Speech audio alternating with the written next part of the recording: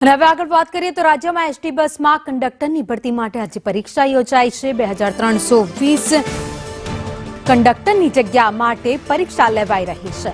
35,000થી વધારે ઉમેદવારો પરીક્ષા આપી રહ્યા છે।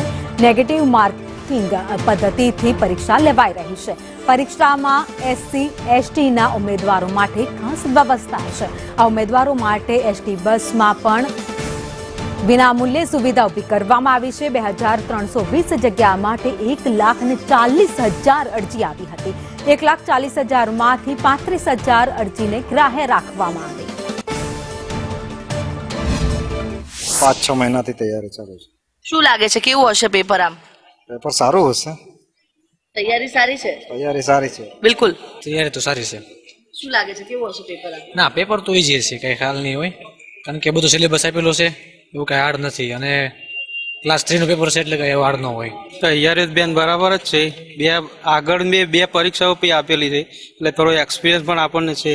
તો પેપર ગમે તેવું આવે તો આપણે તૈયાર જ છીએ, અને તૈયારી 100 મહિનાથી ચાલે।